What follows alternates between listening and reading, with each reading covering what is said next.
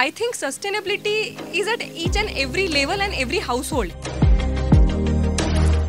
It's very good for the planet, people, everything is there. And I think we can change this industry and take on one industry at a time. We was only working with some 10,000 farmers. Today we work with 300,000 farmers.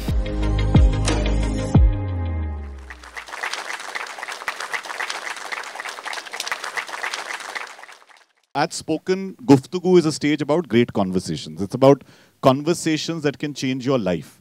And frankly, I assure you, and I have in the last 2 weeks got to meet the people who are on stage. And they have genuinely impacted my life. Ankit, what you are doing, which is a very difficult task initially. मुझे तो लगा पहले ये idea कहाँ से आ गया? Collecting temple flowers, taking them and using scavengers, right? To collect all of this, put it together and then make incense, etc. from it.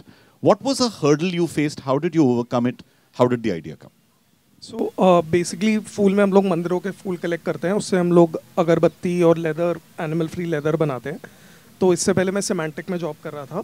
तो मेरा एक चेक फ्रेंड है, वो कानपुर आया हुआ था घूमने, मतलब इंडिया आया था. तो मैंने उसे बोला भाई इंडिया देखना है तो आगरा दिल्ली की, एक बार कानपुर वगैरह भी आके देख लो, Kanpur Lucknow.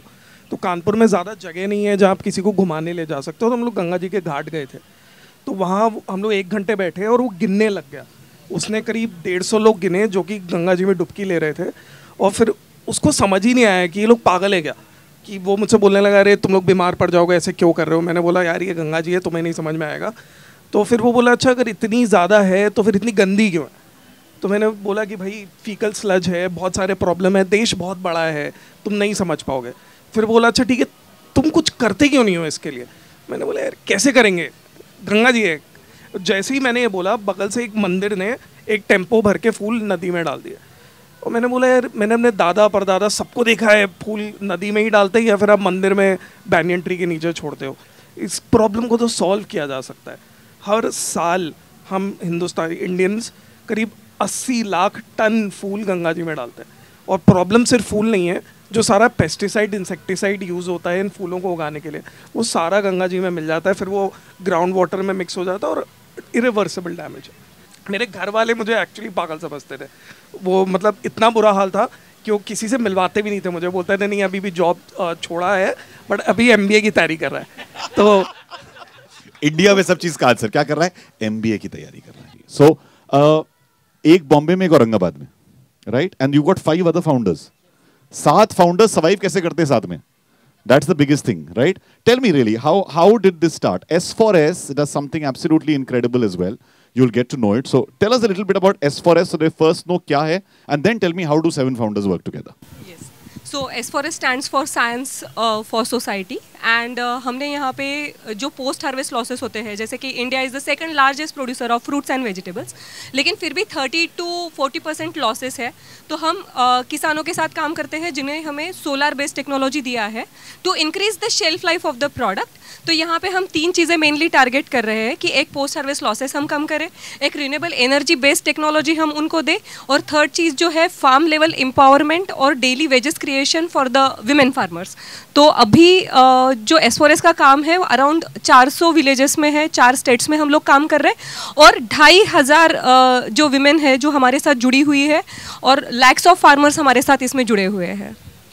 You know, you guys have to really understand what they do. When I heard that there is a process by which you can actually take all the vegetable that gets wasted, right? जरा बताइए कि मतलब इसमें इन्होंने तो scientific वाला बता दिया, आप हमको नॉन साइंटिफिक कहानी वाला बताइए.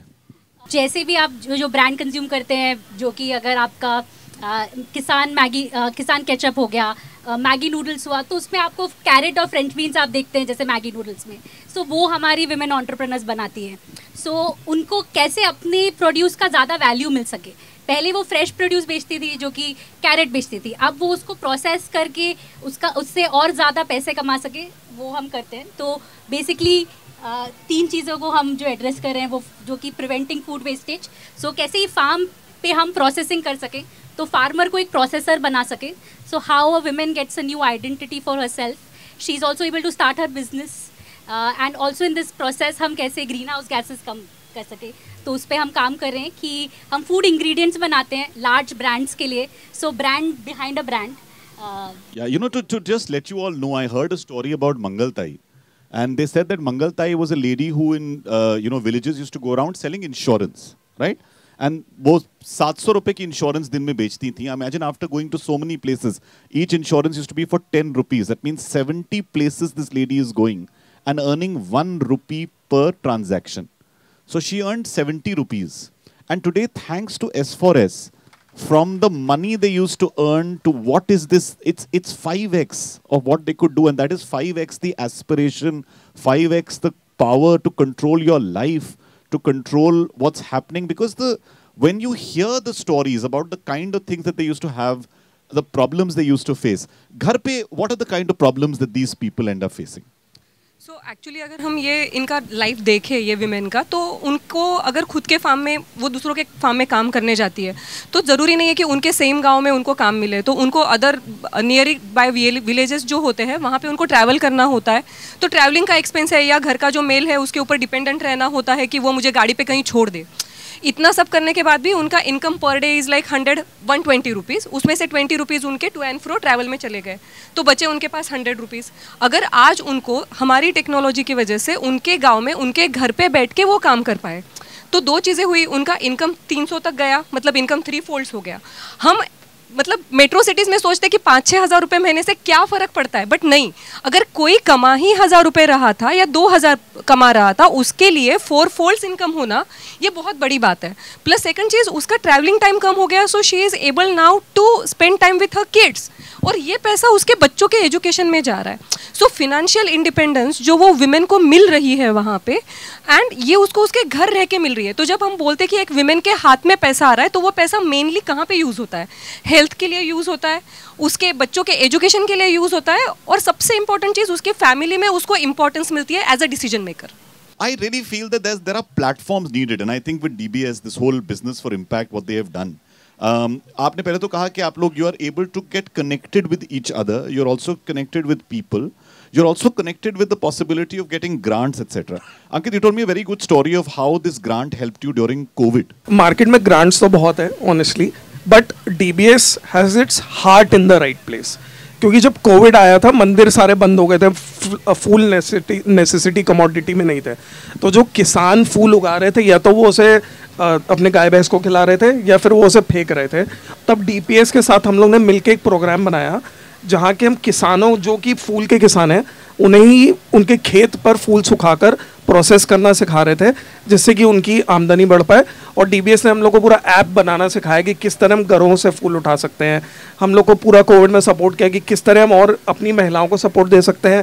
उन्होंने हमें एक्चुअली, जब एक दवाई नहीं मिल रही थी, 3 वेंटिलेटर पूरे इंपोर्ट करके दिए. पहले वो चाइना से सिंगापुर गए, सिंगापुर से इंडिया आए, जो कि हम लोग ने फिर महिलाओं को दिए कि आप एक कम्युनिटी सेंटर्स बना के कि आप उन्हें 50-50 लोग एक बार में यूज कर सकते हैं. But you know what I also remember, and I think a big hand for DBS guys for the fact of the work that they've done, because you come across people who do lip service and then there are people who do true service, and I think that's the difference that I've genuinely encountered here. When I hear your story and I asked you the same thing, saying, okay, you all started this, you all are together. How does this relationship benefit you? Businesses for Impact, how does it benefit you? Tell us a little. It's very similar to what Ankit is saying, right? First is that DBS helps us to take whatever we are doing at a scale.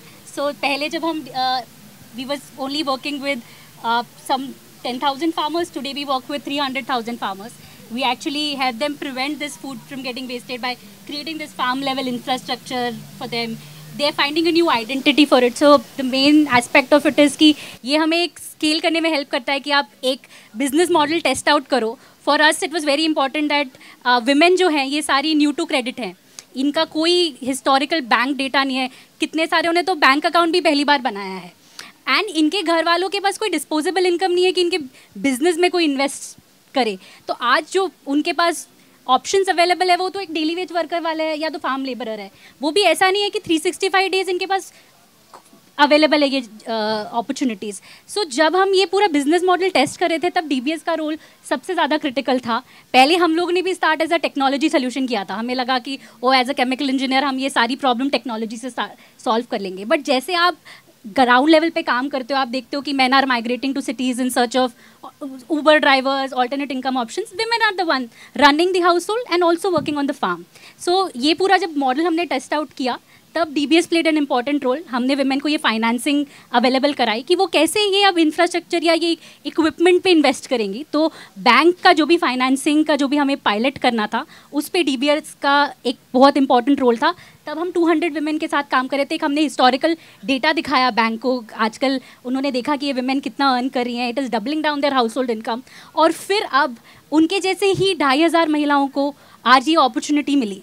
तो जो role जो DBS ने हमारे लिए unlock किया है वो एक स्केल पे जाने का है. आज जो हम 10,000 फार्मर्स के साथ पहले कर रहे थे, आज 300,000 फार्मर्स के साथ 4 स्टेट्स पे कर रहे हैं. तो हमारे लिए तो कैटालिटिक इफेक्ट जो है वो सबसे ज़्यादा मेंटरशिप के through giving us the as entrepreneurs you lot of times know what you want to do, but you need that freedom to experiment different things, and that is what we got through DBS. No, and the one thing which was a lovely phrase that you all had told me, which was cost, COP. Yes. What you guys normally आपने business आप लोगों ने करा है? How many of you have done business? Right? You all know what COP stands for? Huh? Cost of product, or people talk about whatever. When I heard them, they told me something completely different. What is it now? Tell me the new language. Cost of planet.